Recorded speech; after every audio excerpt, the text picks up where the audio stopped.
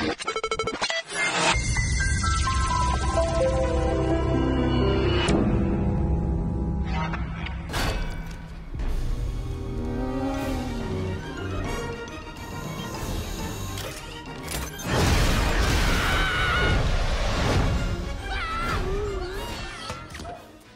know, all the way back to Ice Age 1, there was an ice museum scene where there was a spaceship encased in ice.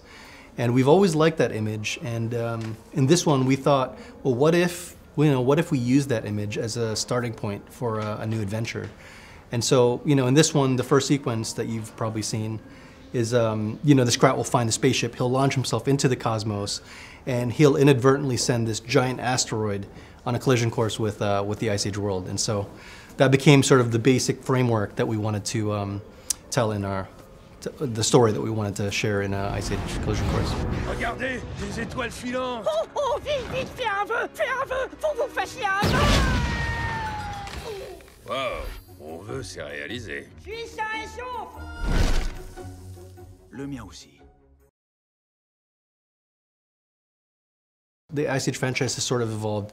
I definitely feel like, you know, Chris Wedge directed the first one, and it was very emotional and dramatic.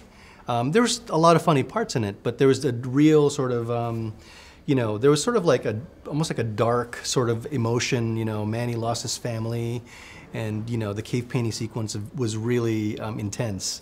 So I think the franchise has sort of evolved more into like really leaning more into the entertainment value and the comedy of it.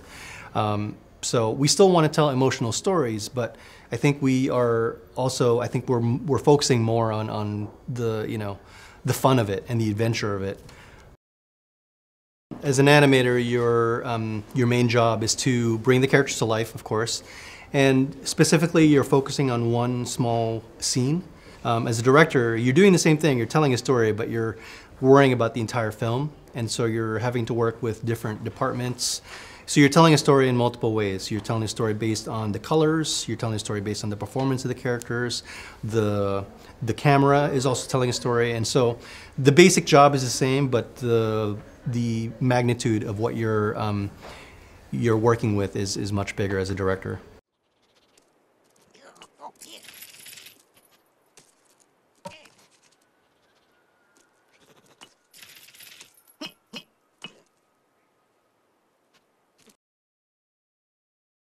I can barely watch the animation on the first one, to be honest, because it's like, oh, it's rough around the edges. But you know, I think it did a good job for what it was at the time. When we finished Ice Age 1, I think there was like 15, 17 animators.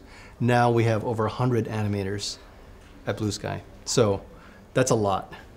And basically what that means is that we have more animators and we can do the movies in a shorter amount of time. But definitely the animators have gotten better, the tools have gotten better. You'll notice probably on Collision Course that we're able to deform the Scrat a lot more, and that we weren't able to do on the first movie. You know, we take it one at a time, and with this one we want to finish it. We have a few weeks left. We want to see how it does, and to see if people embrace the characters and they still want to live in that world with us.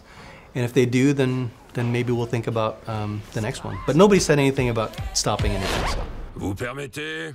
Casseur d'ambiance! Attention! Vite, vite! Tous dans la grotte! Dépêche-toi, mémé! Mais dis pas de me dépêcher! J'ai été frappé par la foudre plus souvent! Mémé! Quand tu n'as eu de petits